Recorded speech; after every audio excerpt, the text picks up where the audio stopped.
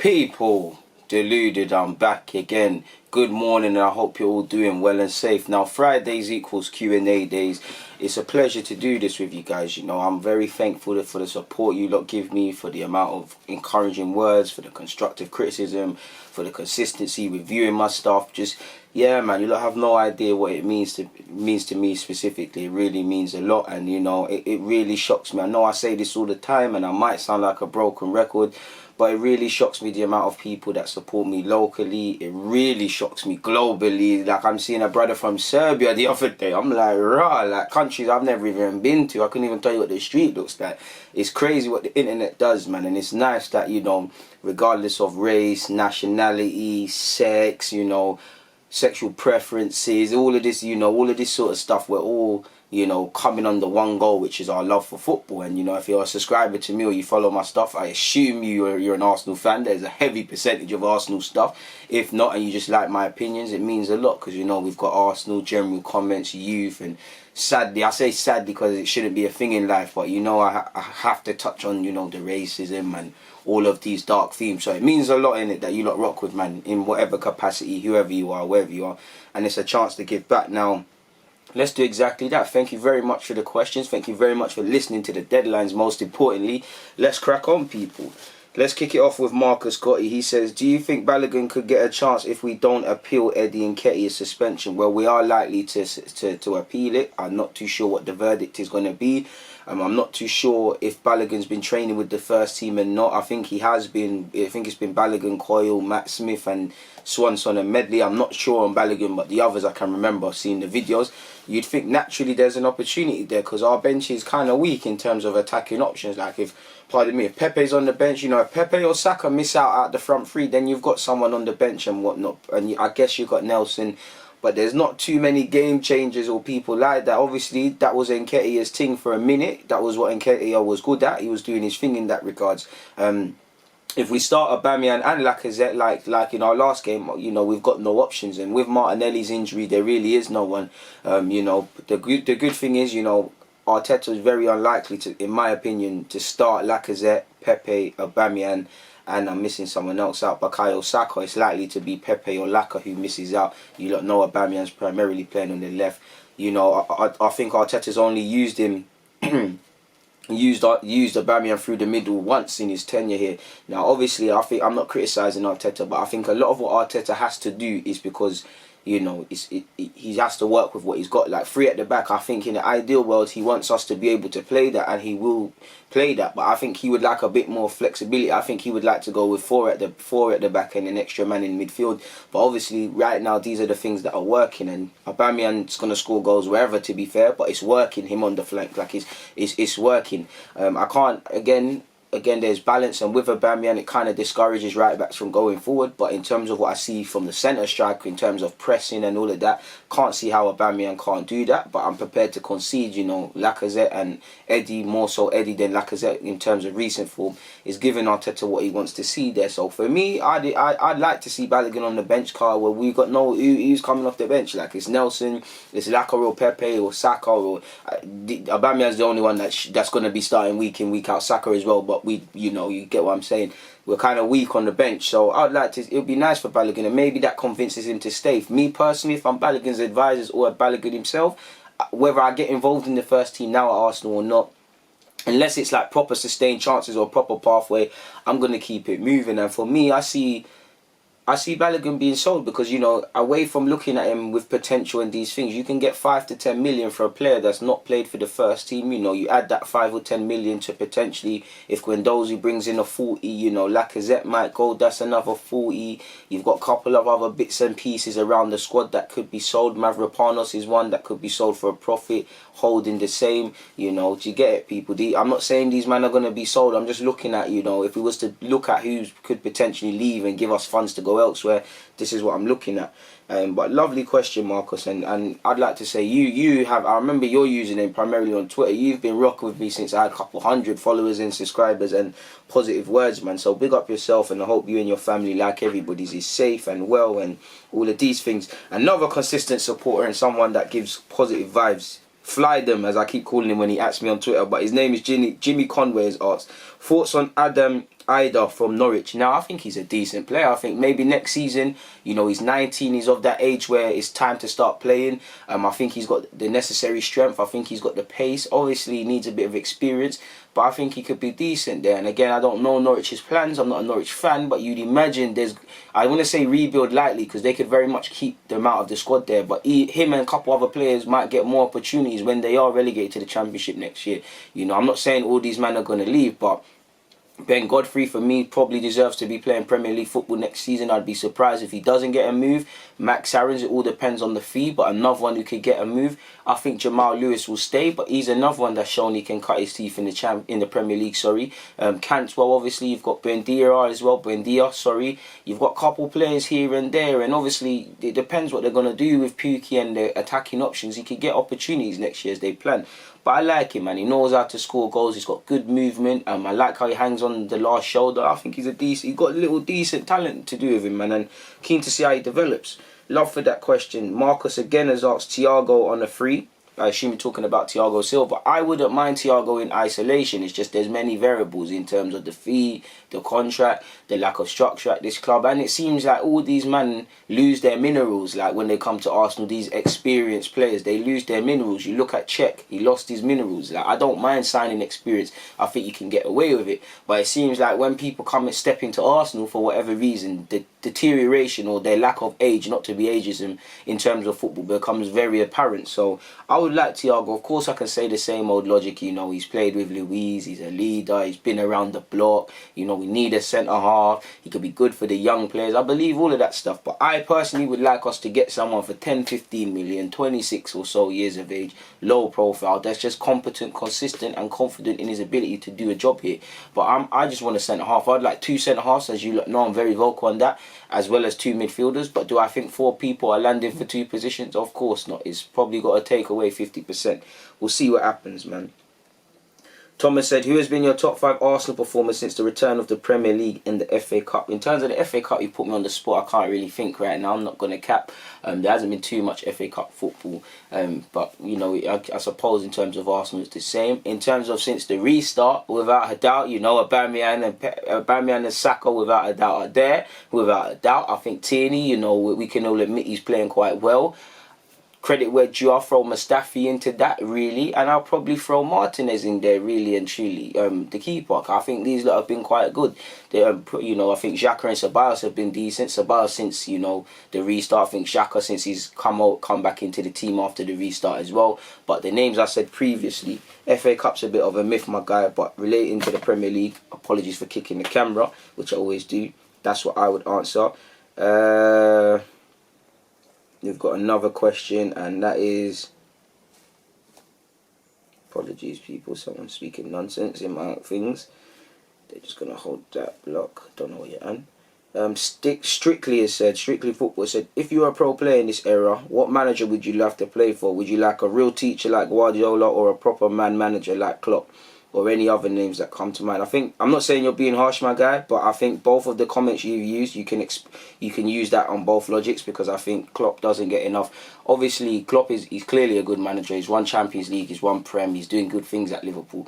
But I think, don't get it twisted, his man management is great, and that's a big point of it. And I'm not saying that's bad or anything, but I think people, not saying you, but I think people don't give Klopp the credit for how good of an actual coach he is. They just focus on the man management. Like he came into Liverpool, he was doing this heavy metal as he describes it. Then he clocked, nah, we've got to defend. He patterned up defence. Yes, Alisson and Van Dijk were there, but I'm saying the whole mentality of the team in terms of game management changed. You know, he clearly is a teacher, because I'm not a Liverpool fan, but I remember when Salah came, Salah was scoring initially. He was saying, yo, when we bought him, you know, I told him, I like you, but I think you can score more goals. I want you to come off the flanks less and stay nearer to the area. Do you get? And there's been other examples we can go with, but I think he's a very good manager.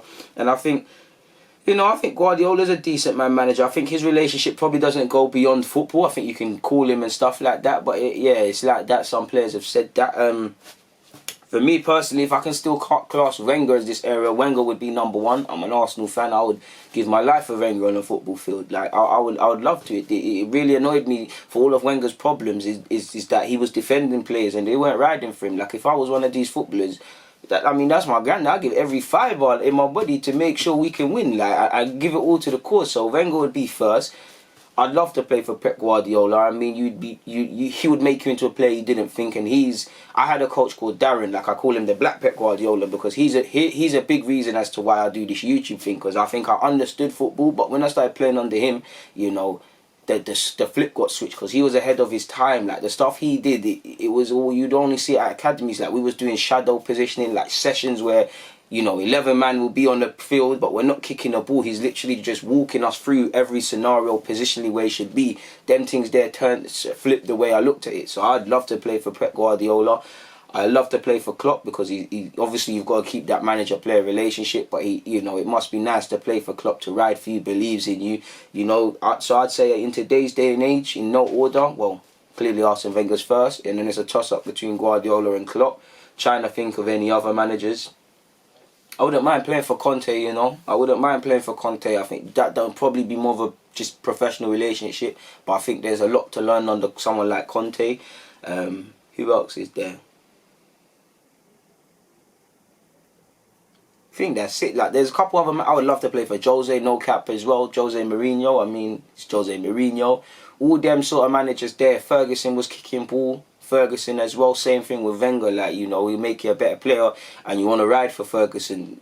So mainly debate managers. I wouldn't mind playing for Lampard. If I was 18, 19, I would love to play for Lampard right now. I'm not gonna lie. He looks like he makes you feel very good about yourself playing on the pitch and that.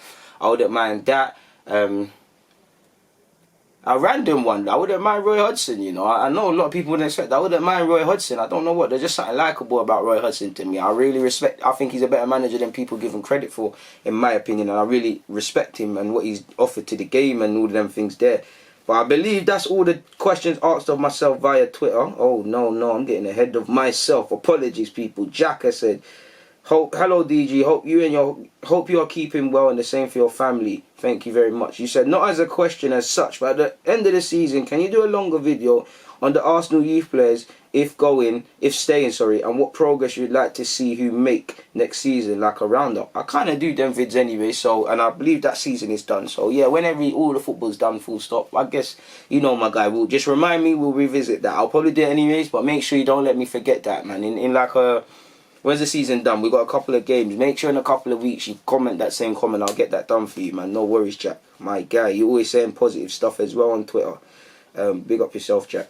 But moving forward, T24 said, why do you think we receive so many red cards in big games? I feel like we've had this problem for years. It's a mixture. I'd say the referees are inconsistent, but a lot of it, like I'm looking at a lot of the red cards, and a lot of the sending off is because of how we set up tactically. Like, especially our defenders, they've been exposed and they've made fouls. There's probably several problems, you know. Lack of preparation, just being inferior, lack of concentration, lack of competency, obviously a bit of refereeing. There's probably not one single reason, my dude, as to why it's happening, but it's more of a cocktail. So hopefully that answers your question. That's my opinion. Thanks has said, what is your preferred front three for next season?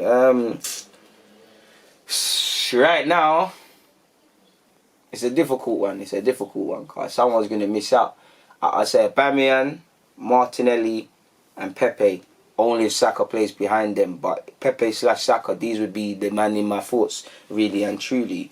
M. Skriller has said, where do you rate Ozil in top Premier League footballers on his best day? Well, his day's rare. His best day's rare, especially if he's playing. But, you know, if we cut the crap on his day, we know the game's left him and things. There's very few players better than this Premier League that can pass a ball to his level and do them things on his day. The problem is there's 38 games in the Premier League. So, yeah, we know on his day. I don't know, but, you know, the only ones talking to him for that sort of stuff is the Kevin De Bruyne's, the Paul Pogba's, you know, Bruno. I feel Bruno with that passing thing. I'm talking about man that can set up goals and all them things. And you've obviously got the Silvers and you've got enough creative man. But I think he's in that bracket on his day. His day is rarely there. I rate Ozil, but he's not the Ozil of old. It is what it is. Football changes. He hasn't adapted.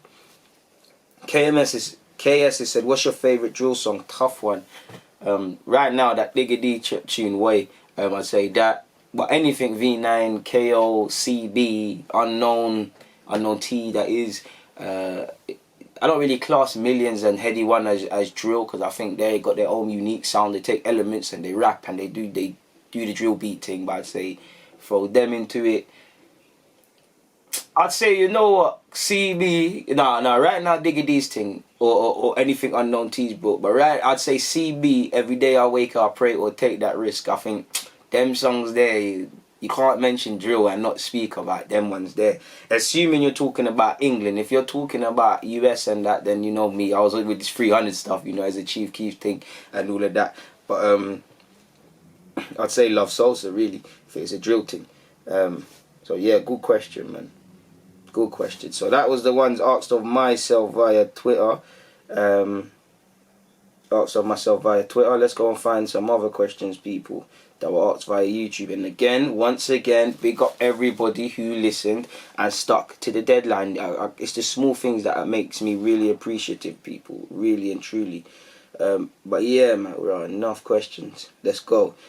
Manu has said, I'm Team Guendouzi, but I'm also happy that Arteta has taken control of the dressing room, unlike other managers in the past, reportedly. What kind of fee are we looking for Guendouzi? You know, we're going to make a healthy profit. I think, you know, he's going to be worth a lot of money in the future. I think there's a real player in there. But yeah, at the end of the day, if you're not falling in line, we ain't got time for this. Considering we signed him for 7, 8, and we're looking at reportedly anything up to 40, that's a healthy profit, my guy. I think that answers your question. Emmanuel said, I hope you're doing well and safe. Which club do you think has done the worst business in the transfer market? It's a pet peeve of mine, and I know there's other options, and they might not, but that scared me, the charger dropping. I thought that was a mad thing, but sorry, my guy. But maybe not necessarily the worst, but for me, Bournemouth, because I think Bournemouth, it's not spoken how criminal, like, you know, what they bought Jordan Ibe, and where is Jordan Ibe now? You know, Solanke, they make some bookie signings, and they're all shit 9 times out of 10. Forgive me for my language. I'll probably say that, to be fair. But if I really was to go through it and stress test it and ask myself questions, probably won't be them, but I just think them. Faris has said, do you think selling Guendouzi could be a mistake like Gnabry? Well, at the end of the day, if he turns into a French international and a regular player, and right now he's rated at 40 million, if he becomes a 60 million pound player, of course, you know, of course, it will look. I won't say I don't think it's going to be quite the Gnabry thing, but we could look at him like the Benassias and all these players like what could have been, and I think that's the case. But at the end of the day, if he's not falling in line, Arteta hasn't got time for this, because in this, as a manager, you've got 1,000 things to worry about. With Arsenal, with the way we are at the moment, you've got 1,000 things to worry about, and you don't want to keep dealing with Guendouzi. And as much as I love Guendouzi, when you're looking at the incidences, you know, the Brighton thing is not a problem, but it's not, in isolation, it's not an incident, a problem. But you've got that, you've got Dubai, you've had run-ins with Emre, you've had being reprimanded by Eddie, you've had allegedly refusal to say sorry. These are the things, like, I'm sure when Guendouzi gets a bit older, he'll realise in his career there's things I could have done differently. But at the end of the day, you know, Guendouzi's a great player, I like him, but he's not levels like, you know, it's not like an Aubameyang thing where it's like, you know, we're going to go down the toilet.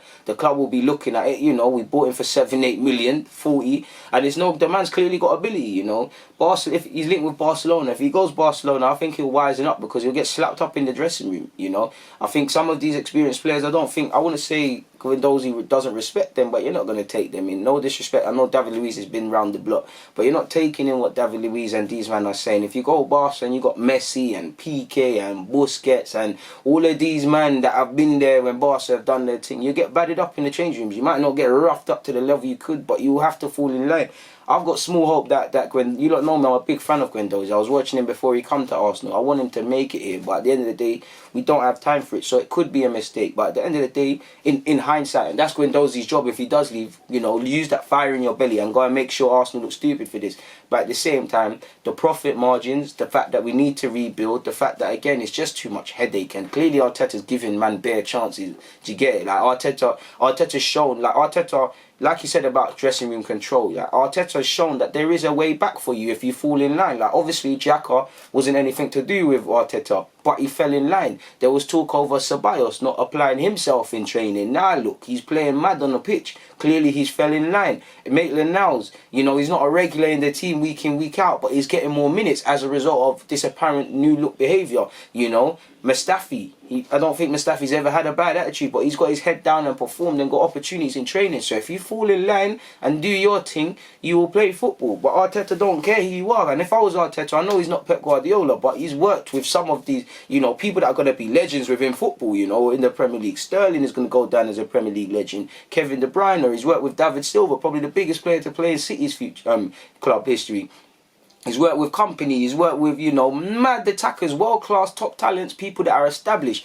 So, and they probably, the way they probably move is not how, no disrespect, Guendouzi, you haven't done anything, you know, you've played probably 50 or so times for Arsenal, maybe similar times for Lorient, you've been called up as a result of an injury to the French side. This is all a good look, it shows that the building blocks, but you ain't done nothing in football yet. You're only 21, fall in line, and I love Guendouzi, clearly, like, I'm not going to lie, it's going to pain me when he leaves, like, I don't want him and Torreira to leave, and it scares me to see them and their link with moves. I'm probably too conflicted, and too, when it comes to the young players and the players I've watched and they signed for the club, obviously there's a lot of attachment, but I think there's a player in Guendouzi, but it's down to him to pattern, simple as, my guy.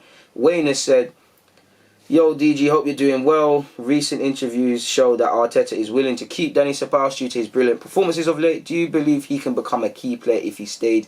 As is that a type of midfielder of quality and potential Arsenal have lacked? Well, you know what, Ceballos, you know, if his season ended tomorrow, I'd give it, because of the recent late form, I'd give him a 7 out of 10. I think, you know, since he signed for this club and he played well in the first game of the season, he's had some high and low moments, he's had some injuries, he's been out of the team. I think we could all agree prior to his purple patch, he was a baller. We could see he was a baller, but he needed to play with greater consistency, greater maturity. And I would be open to keeping him for the right fee or another year on loan, purely because, you know, if we get Partey, are we going to bring in another midfielder of equal importance that can break the lines, which on paper that is Ceballos? You know, I wouldn't mind keeping Ceballos. He's got Arteta's confidence. He's spoken of the need to play football. You know, if we go on this season at least, you might play significant football next season without talking about signings. I wouldn't mind keeping Ceballos on loan or permanent, to be fair with you, but I equally wouldn't mind if he goes back, because as much as I think Ceballos is great, you know, the only thing that scares me is that, you know, it could be a thing where if Ceballos goes, are we going to bring in someone that can break the lines? Where again, it will become apparent that you need Ceballos, because as frustrating as he is, one thing I like about him, he's confident on the ball, and that's something we've lacked at Arsenal. So I'd be open to it, definitely more open than I was in previous weeks. But I wouldn't mind Arsenal scouting. I mean, can I see us bringing in Ceballos for 30-40 million as well as Partey? You'd have to imagine Guendouzi leaves, maybe Lacazette leaves, potentially. I don't know how we're going to raise funds. We'll have to see. But this is a good question. Diabolical said, long time no see, my G. I mean, where have you been? Before I carry on, where have you been? Like, I thought you forgot about, man, bro. You was making these Q&As, my guy. But you said, long time no see. Sorry for not getting involved with the Q&A. This coronavirus has been a mad thing. No worries, my guy. In all seriousness, it's nice to see you're well. Hopefully your family are doing well and them thing there. But you said, anyways, as it's North London derby, what are your thoughts heading into the game? Come on, you Spurs. Now, I like that, my guy. Obviously, I've watched it bits and pieces of the Everton game. I want to go and watch Spurs versus Everton today. And I think today, ironically, at the time of making this video, Spurs are playing Bournemouth. So that'll be 180 minutes for me to go and pre. Don't know, man, because form goes out the window, and Arsenal haven't been perfect, but I think we've been in better form than Spurs. I think it's probably one of the best times to go into a North London derby of late for me. But overconfidence, I don't want that to become complacency. Football isn't won on paper, and they got Jose. For all your critics about Jose loves playing Arsenal. On current form, I'm more confident. Something tells me it's a draw. It's going to come down to who starts better, because I think Spurs have been playing really poor sideways passes. I think there's question marks to that defence, and I think Dyer's looked okay at centre-half when he's been put in there, but I think he's suspended now, so you're looking at it, and I think it's time to ask Spurs questions. They're not playing well. I won't say there's cracks, because, you know, you want to see people fighting, but Lloris and Son fighting shows everything isn't perfect. Can we provoke some more of that by starting on the front foot? But we know that the headlines, if Arsenal lose, this is more headlines if Arsenal lose. Obviously Spurs have Harry Kane, so there's always something to do with that. So we'll see, man. As usual, it comes down to desire and who wants it. I think considering a lot of variables, it will probably not be the most enjoyable North London derby, which if Arsenal could just win, I don't mind, but I could be wrong. Ashley has said, what's up, DG? Could you rank these players based on who you think will have the best career? Love the channel and keep doing your thing. That's a tough one, my guy. I never like to rate things because you never know. But you said Guendouzi, Saka, Saliba, Emil Smith-Rowe, Willett, Nkietah and Nelson. They're all different roles and they're all dynamic. Highest ceilings, I think Saka, Saliba and Guendouzi have very high ceilings in my opinion. Just below them, I'd probably say Emil Smith-Rowe has it in them. I like Eddie. I think this Eddie's role, what he's got now, he can lock it down and maybe become first choice, but I don't know if he's got 20 league goals in him. I rate Nelson highly, so I'd say Nelson, Emil on the same level. And then I'd say Nketiah, and then I'd say Willock. But I like Willock. I just need to see more from his game, really and truly. But I could be wrong. Football's always changing. I'll probably change my opinions. It's the first three are the ones of most relevance to me, really. But they're all talented players.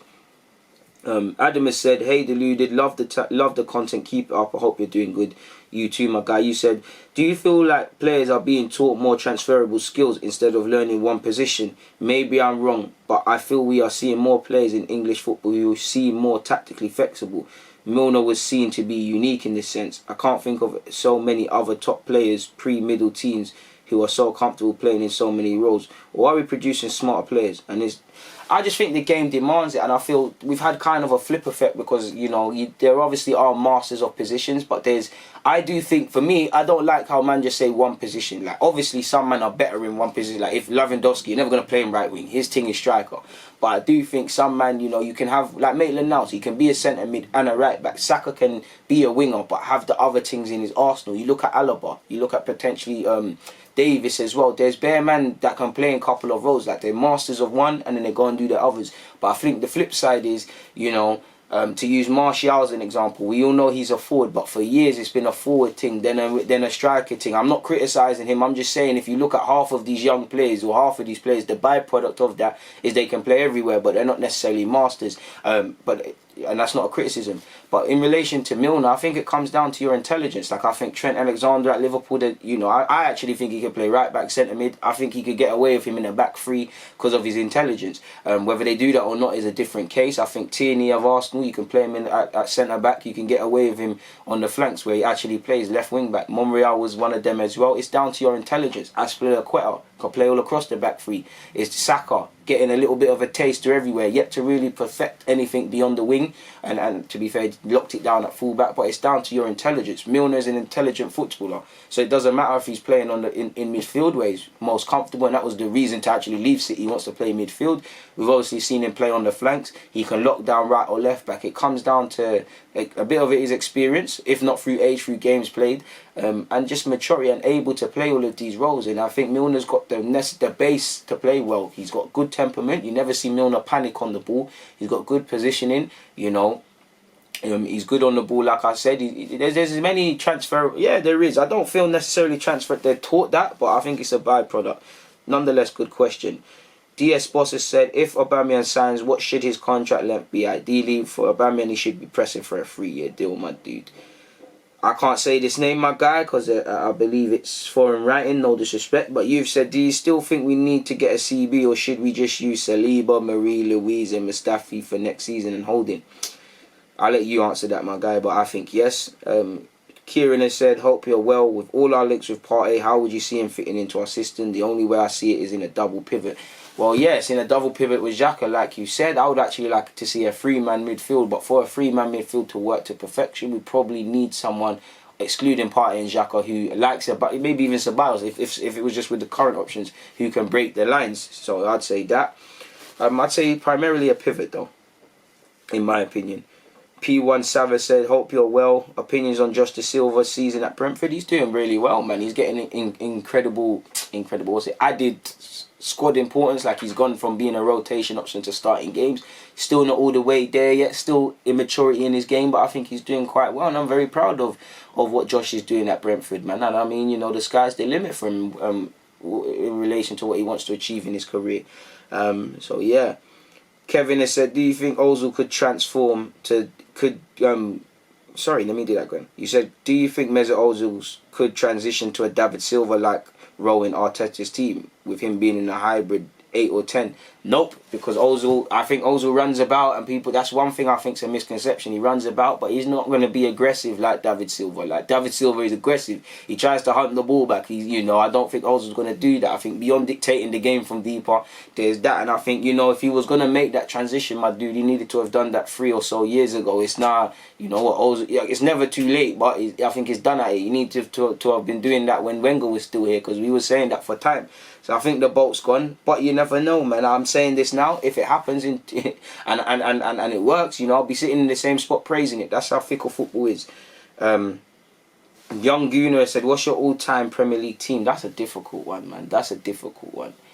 Goalie, Peter Cech in his prime. Peter Cech, you know, there's bare keepers I could have said, but Cech for me.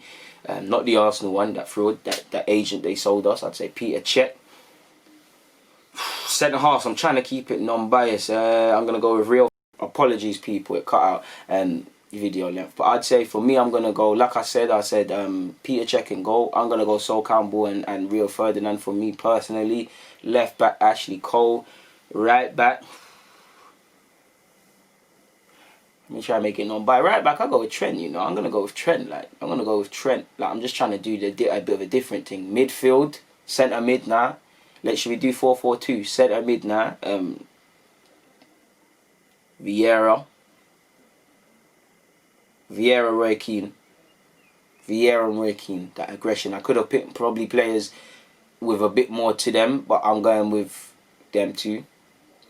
I think there'll be a complete midfield. I think you've got the mentality. I think Roy Keane is a better individual than people give him credit for. Vieira definitely a better passer than people give him credit for. And when people move like Gerrard and Lampard are clear of him, I don't accept that. The only one I'll accept that might be clear in that regards is Scholes. He's a baller in terms of defining the ball and them thing there. But I'll go with Roy Keane and Patrick Vieira. On the left, gotta go with Perez. There's no one else, man. Like on the right, I'm gonna go with Cristiano Ronaldo of Manchester United. Up front, I'm going with Thierry Henry, and he might not score 20 league goals consistently, but I'd have Henry for that and important moments. You know, there's only one man that you know is clutch when it comes to important moments. Didier Drogba. That would be my team. So I believe I said, doing this from memory now, Peter Cech in goal, Sol Campbell and Rio at centre half. Right back Trent Alexander-Arnold, left back Ashley Cole, midfield Vieira and Roy Keane, on the left Perez, on the right Cristiano, Didier Drogba and King Thierry Henry complete the set. Really, Drogba, I should snake you for Bergkamp, but I'm trying to keep it away from Arsenal. Left wing was non-debatable. I was always going to pick Perez. Thierry Henry was always going to get in my team. Ashley Cole was always going to get in my team, and you know, Sol Campbell was always going to get in my team. But that was it. I could do a few of them, but you put me on the spot, so that's what I'm rolling with. 1-1 has said, with the new 3-4-3 formation in mind, who would you sign this summer? I think regardless of the signings, it's the same. You need a centre half, you need a couple of midfielders, my dude. You said, who would you bring into Arteta's backroom staff to help us move forward? That's a question for Arteta, but I'd say let's surround him with some experience, and that's a good question, but you've put me on the spot. You said, we're already behind, but how much better will we need next season to make the top four, given that other teams will strengthen further? I think what we need to do is cut out the dumb draws, cut out losing points from winning positions. Kind of, you know, when we're in bad form, kind of get out of that properly and quickly. So there are things we can do tactically. I'd say in terms of personnel, for me, you need ideally 2 centre mids and 2 centre halves, but you need one of each, minimum. Like for me, minimum. To do that, and I'd say primarily it's the recruitment. It is the recruitment. It's giving Arteta the right tools to mount a team, and then after that, you know, we need to find a proper 11, and then we need to supplement the squad, because in terms of the squad, do we have the best squad? I'm not too sure. You know, our starting 11 by Arsenal standards isn't the worst. It's not the best, but it isn't the worst. But it's the squad. Now I say that, it doesn't really mean anything, because do Liverpool have the best squad? And again, listen to what I'm saying. I'm not criticising any individuals, but is Liverpool's squad the best? Like, look at their starting 11. Beyond the starting 11, there's not too much. There's not a striker to come on that can really change games. I know Origi can do it, or challenge to even start ahead of who is starting. You know, right and left back, Milner can fill in on the left and the right. Gomez can fill in on either side as well, which he has done, but there's no significant backup. You know, I'm a big fan of Gomez and Van Dijk. I think it's a big partnership, and I don't think centre-halves are pressing matter like that. But, you know, if one of them gets injured, you know, you're looking at Matip, who's done all right, but is he levels like that? And I'm sure most Liverpool fans, you know, don't believe too much in Lovren. So it's not necessarily the squad thing, because probably City have the best squad, pound for pound, individual sort of squad. But I'd like to see us have a bit of some stronger options off the bench and just in general. Tinek has said, how far do you think Arteta will take us, and do you think Arsenal will win a Premier League title in the next 20 years? Not a fortune teller. Hope we win it in the next 20 years, and Arteta can take us as far as he's backed. Again, it comes down to recruitment, in my opinion. Thomas said, who are your top 5 teenagers in world football right now? There's a lot, but I think Ansu Fati of Barcelona. Highland's technically a teenager, still alive, technically, so he's got to be there. You know, Martinelli, Saka always going to be there for me. And I can't, how can you not miss out? How can you miss out Manchester United's Mason Greenwood? I'd say that. I'd say them man there for me. Zaka said, with Eddie out, does this mean we could see Ozil do a false 9 role to Firmino? I wouldn't like to see it, because from my false 9 I want work rate, and Ozil does run around, but it's at least Firmino is a bit of a different running. I don't think it'll work for Ozil. I do think it would absorb Ozil of having to defend, and I can see why he played there. And to be fair, Ozil, when he plays, he basically is given the job to press like a striker, so it could work, but I don't want to see that, in my opinion. Philip has said, what is your favourite TV show of all time? Difficult one, man. Difficult one. I'd probably say The Wire. Or just when I was younger, I used to watch Home Improvements with my mum. So for nostalgia purposes, I'd say that, really and truly. Omar says, seeing as the back three at the moment seems to be working, does this show that players aren't good enough to play in a 4? I think obviously the back three gives us a bit more protection and we're just playing well. But I wouldn't say... I don't know if Arteta genuinely believes in them, because I did remember Wenger did it and Emre did it. I don't think he genuinely believes wholeheartedly in our defence and just our outlook in defending yet. So obviously it gives us a bit more flexibility. So I'd say, I think he's going to change back to a back 4 next season, but I just don't know, Matthew, to be honest. Jack has said, would you loan out Reece Nelson to a lower Premier League team next season? Now, I think he should stay for depth in the squad, but maybe in terms of his confidence and stuff, it might help him going and playing week in, week out, if it's not going to happen here. Y has said, hey DG, what do you think of Kubu and Mason Greenwood? Kobu is decent. I think he's got a couple of assists this season, and it's clear why Real Madrid got him, and we're keen to see how he develops. For Greenwood, I could wax lyrical about him, but the most impressive thing for me is like Saka. They're just very calculated. And Martinelli, he's just very calculated. It's like he's obviously had to learn, because he hasn't been starting week in, week out, and he's been in the first team for a year, and it's really since the restart he's been showing his thing there. Obviously he's been doing his thing in Europa League and he's shown his moments, but I'd say real now it's like he's really stepped up and he's like, okay, cool, I've had my little apprenticeship, I'm physically here now, I'm seeing the picture now, I'm ready now. I like him. He's a terrific crosser of a ball. He's very calculated, and probably the most impressive thing is his level of finishing. Like these finishes, I'm seeing him do it at youth level. The problem is with the Sakas and the Greenwoods is that they're anomalies. Like, you know, they're going to go through tough moments, but you see them man there, it's very rare that youth players take to the Premier League to the level they're doing, and people judge all these other young players on that. Do you get it? Like, it doesn't mean just because Greenwood or Saka are doing this thing right now and my man has struggled or he's not done it, doesn't mean he can't be a good player. And I think that's what fans need to be easy. Not everyone is going to be the Fodens, the Sakas, the Greenwoods and so on, Jude Bellinghams and so on and so forth. I think they're both talented people. My guy, man. I think they're two of the most talented players in the youth players. I think Ansu Fati's got to be in there as well. McCuser has said, hope you're doing well. Which 18s would you promote to the 23s? Well, the bulk of them are going to be promoted anyways, because they're too old. I'd like to see Charlie Patino get some chances in the 23s. He's going to be a full-time next year. He's a schoolboy this year. And yeah, people, in relation to the 23s close to breaking into the first team, I guess we'll have to see, my guy. We'll have to see. Sayed said, would you sell Guendouzi, Kola, Bellerin, Mustafi to buy Partey, Van der Beek and Disasi? No, I wouldn't. I'd buy Partey. I like Van der Beek and I like Disasi, but I wouldn't sell all of them to fund that, because we'd be shooting off our face. You know, who is going to play left back if something happens to Tierney and Saka has to play elsewhere?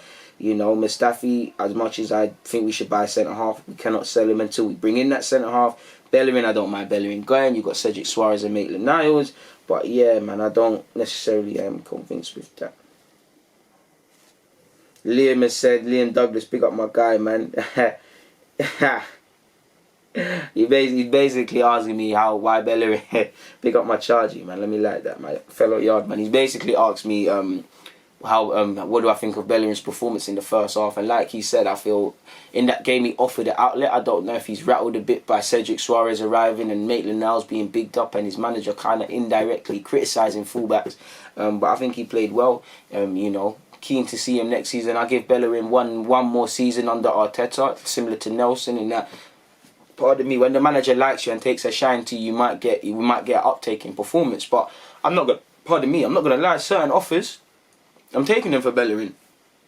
So yeah, man. Like I said, if Matteo is sold, is Ndombele a viable option? I mean, we bought Sol Campbell from them, but no, I'd say no. Georgia said, who do you think would partner Saliba better? Upamecano or Ndika? I'd say Upamecano, to be fair with you. I'd say Upamecano. Arsenal Forever said, do you think Vardy's goal was offside? No, I don't think it was offside, to be fair with you. I'm not going to lie. I'm assuming you're talking about the goal we conceded in our draw. I don't think it was offside, my dude.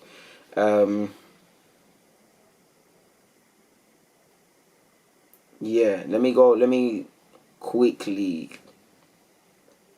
go back to last week's Q&A, see if there's any questions there. Make sure I don't hear my annoying voice. Mohammed has said, do you see a future for Maitland-Niles, especially if we sign Max Aarons or a new right back? Well, it's up to him, because he's at that point now where do you want to be part of the team or not? I think he's got a future in midfield and fullback, but he's got to lock it down. Yeah, man.